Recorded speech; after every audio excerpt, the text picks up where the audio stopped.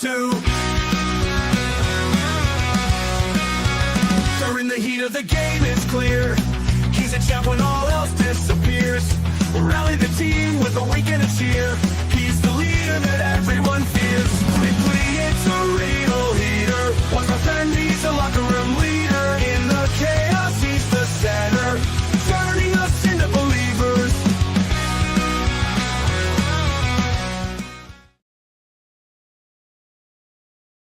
Good evening, ladies and gentlemen. It is Monday night. It is 7 p.m. It is time for the locker room breakdown ahead of the Raw Patrol coming up at 8 p.m. That's right, ladies and gentlemen. It's Monday night. That means it's time getting ready for Monday Night Raw coming to us tonight from Philadelphia, Pennsylvania. But let's get into the review from last week as we are coming off of a very, very hot and electric Royal Rumble this past Saturday night from Riyadh. Please do forgive me, ladies and gentlemen. I am really feeling under the weather tonight. Last week really set the tone for the Royal Rumble. The Royal Rumble has now set the stage for what is beyond. We are on the road to WrestleMania. Last week, we started Raw with a phenomenal promo as AJ Styles came out cutting a promo saying this should be the year of AJ Styles. We all want to see a successful year from him, whether that means another title run, whatever it may be. His exact words.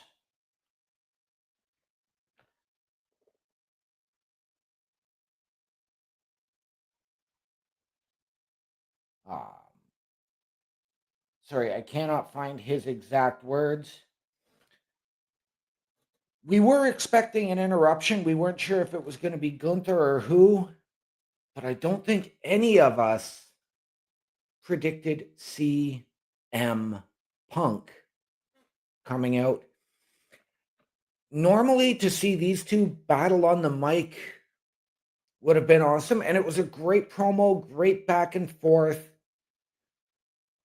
However, I found CM Punk to get rather condescending in this with his, well, gosh, AJ, I just don't know what to do.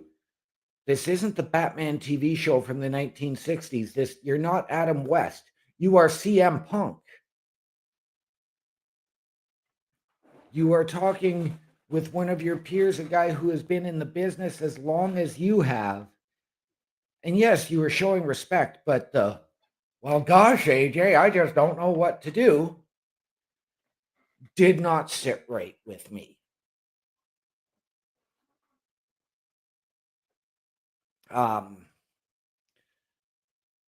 This did lead to a bit of a challenge. We heard the crowd saying, fight tonight, fight tonight. I actually thought they were chanting Y2J, Y2J, but they weren't.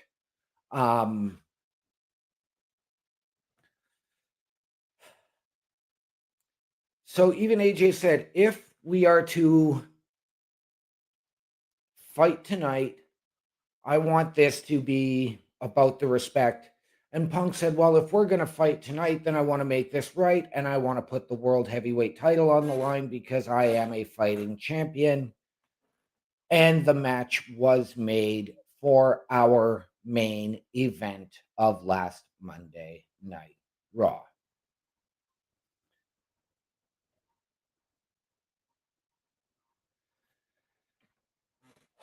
Then we went to a 6-woman tag. Very, very intriguing tag because it did really foreshadow a lot of the Royal Rumble. Stephanie Vaquer, our women's World Heavyweight Champion, teaming up with Rhea Ripley, and Io Sky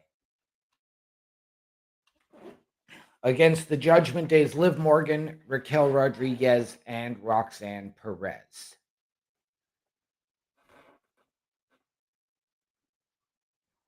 This was a master class. You have your Women's World Tag Team Champions and your World Heavyweight Champion on one side versus former Women's Champion in Liv Morgan and former Tag Team Champions in all three of those women, with five of them being in the Royal Rumble match itself. Hotly contested, with the Judgment Day doing what they do best.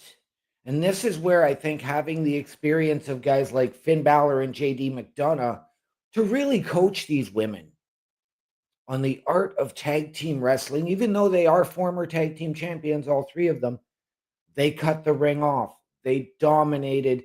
They did everything they could to get under the skin of our champions. I loved this match. I was a little bit worried about Stephanie Vaquer really rushing back from getting that walking boot off.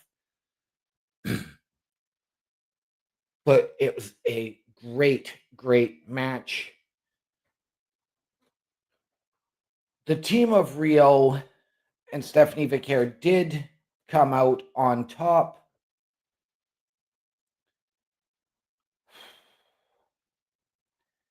But again, it was due to, I believe it was a distraction. I'm just checking my info here.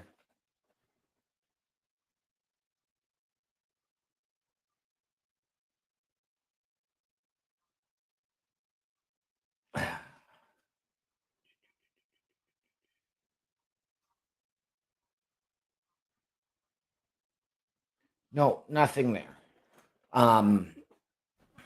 So, ladies and gentlemen, again, these women all deserve to be at the level that they are. Very, very intriguing as to where we were going to go this past Saturday at the Royal Rumble. We can discuss that a little bit later on. I'll do a quick recap here.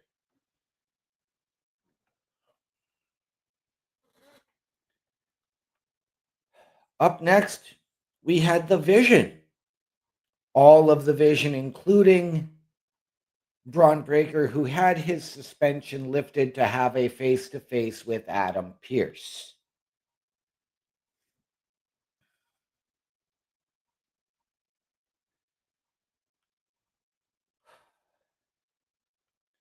Now, in this interview, in this promo, and you gotta love Paul Heyman. Paul Heyman is an advocate. He is a wise man. He is an oracle. He is all of those things and more. He called out Adam Pearce for Adam Pearce's actions of putting his hands on Braun Breaker, stripping Theory of the brass knucks, and then leaving them at ringside for Rey Mysterio to use them in the match the previous week. This was also setting up a match between Rey Mysterio and Austin Theory.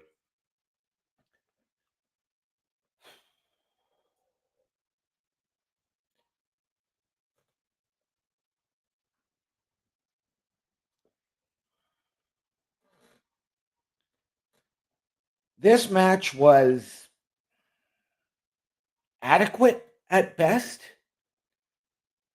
It was a decent match, but it was not the match any of us would have expected from these two men. I'm really actually having a hard time remembering the match.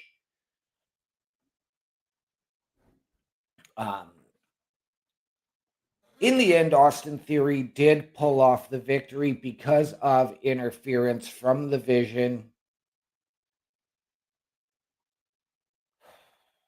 And then, of course, we did also get interference from Penta and Dragon Lee. All three of them got beaten down because Braun Breaker, who stayed out of the way, kept his hands to himself until after the match, laid all three men out.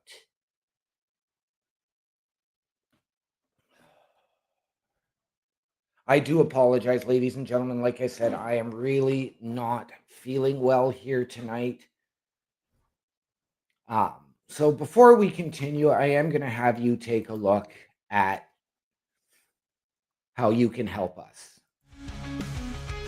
A Turnbuckle affiliation program is looking for more people. If you have passion level for pro wrestling, sports, video games, or something else, then Turnbuckle Studios is the place to be. If you have ever wanted to pursue content creation and want to join our team, then we would love to have you. Check out turnbucklestudios.org or contact us by email today because your future is now, and we want you to tap in.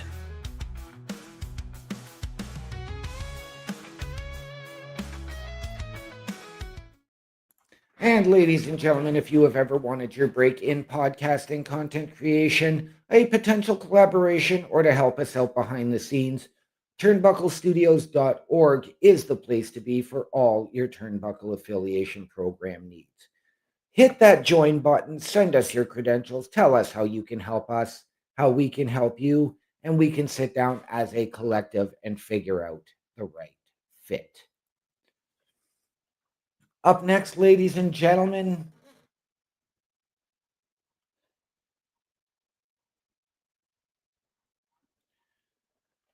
we had a taped vignette from Natalia where she addressed her actions towards Maxine Dupree, blaming Maxine for disappointing her and failing her,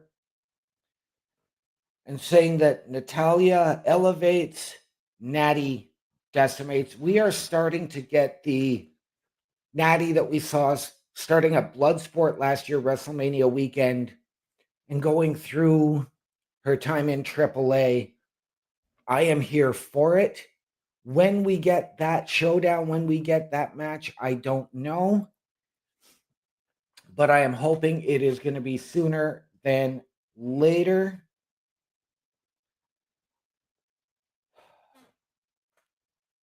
Backstage we go, and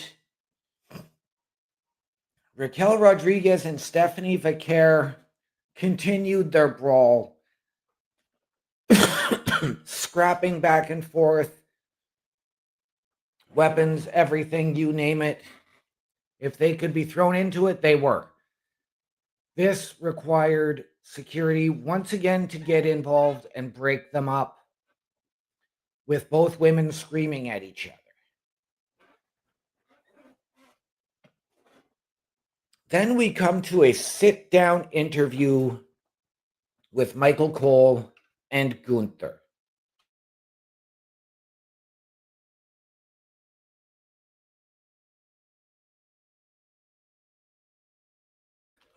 This was not a sit-down interview I got to hear a ton of,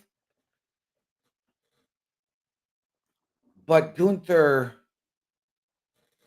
made it known that this was what he's doing now. He wants to retire all of these people. This is his goal now. I again don't like it. He even asked Michael Cole how long he had been around, and saying that he could end his career just like that if he wanted. We don't need this anymore, guys. We don't need the talent bullying the commentators, threatening them. It's just no longer needed in this day and age. I don't like this direction for Gunther. For me now, his career has plateaued, and now he's going to become stagnant and lost in the shuffle. I know there are a lot of people that are going to very much disagree with me, and that's okay. I'm always open for a healthy discussion.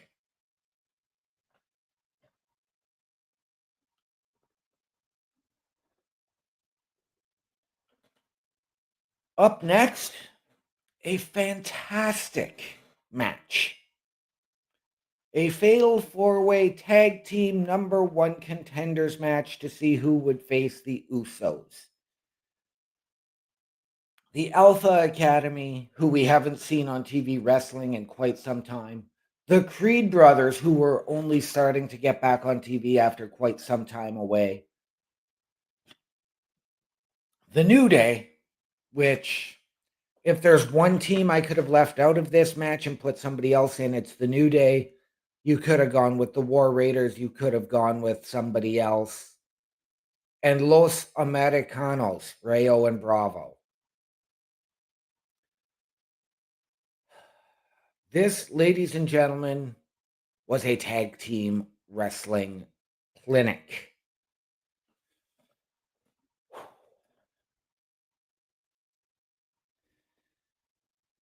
I apologize, ladies and gentlemen. I'm really not with it tonight, and you guys do deserve better from me, and I'm hoping that next week I will be back to my regular self.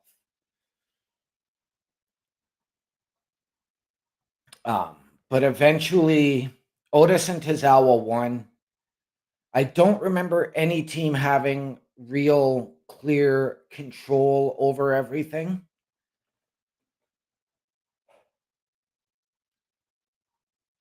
I don't. I apologize, ladies and gentlemen. I am going to really have to cut this short. I'm just in no condition to actually continue the show. I hope to be back and in better shape next week. I apologize.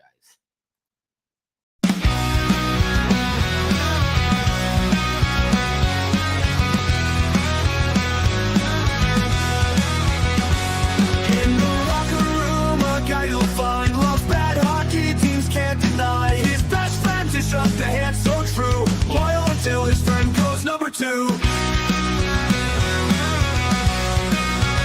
They're in the heat of the game, it's clear. He's a champ when all else disappears. Rally the team with a wink and a cheer. He's the leader that everyone fears. Quickly, it's a real heater. One more friend needs a locker room leader.